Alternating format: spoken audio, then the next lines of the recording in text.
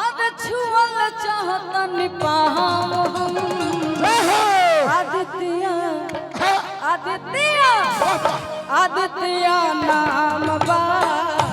आदित्य नाम बा आदित्य नाम बा आदित्य नाम बा आई दुआर बन दे बीमारी अपन परिचय कहम बताई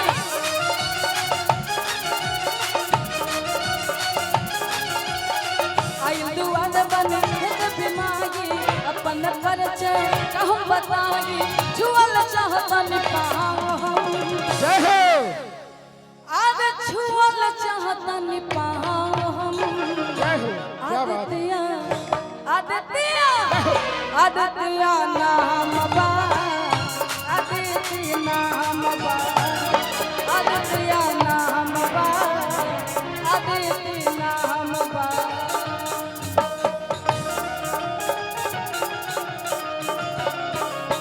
क्या बात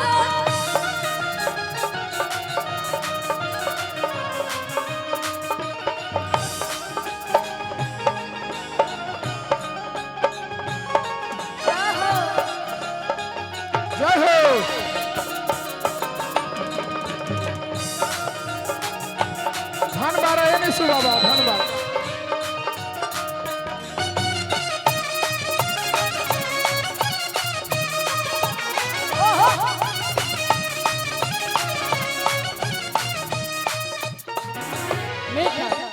भक्त बड़े सुंदर मैया रानी के दरबार में जाकर अर्जी लगाओ तो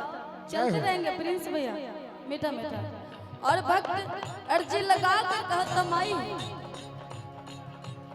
मनवा के बात हम कैसे बताए रहनी मामूल तनी आदत बनाए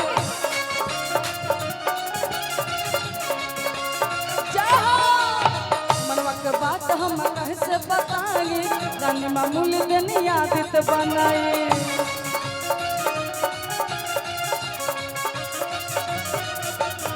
जवन तू दिल बारू चाहे न ज्यादा बचल है रैया मर्यादा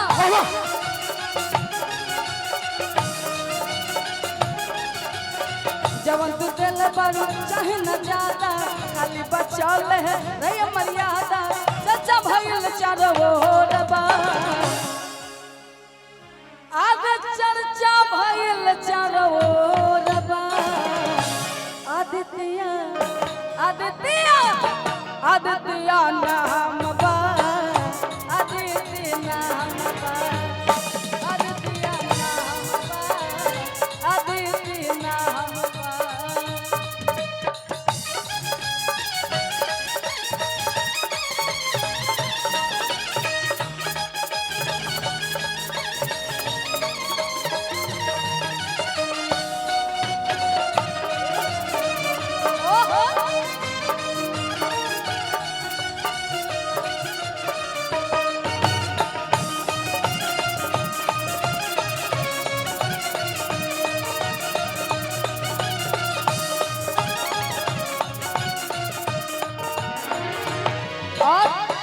रानी के दरबार में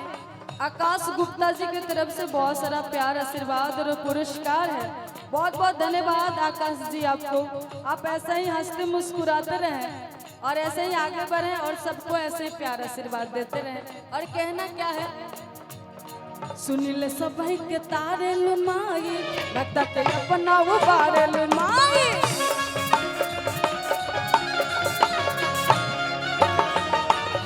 सुनिल सबही के तारे लुमाई भटक अपना उबारे लुमाई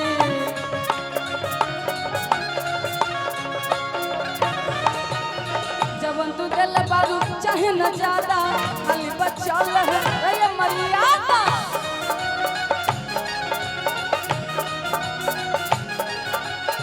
जवन तू दिल बारू चाहे न ज्यादा खाली बचल है मर्यादा चचा भइल चारो रबा आज तोहर प्रीतिया के छावा आदित्य आदित्य आदित्य नाम बा आदित्य नाम बा आदित्य नाम बा आदित्य नाम बा